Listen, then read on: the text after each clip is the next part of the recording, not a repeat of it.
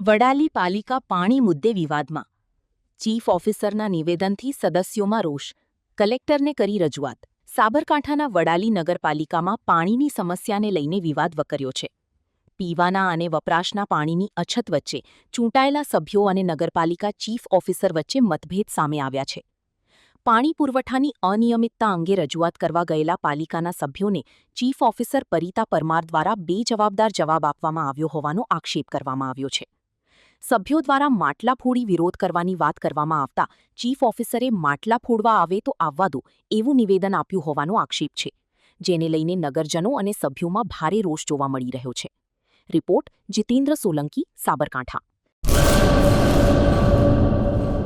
सागर Lakshmi Agriseeds ना एरंडा बियारण start on.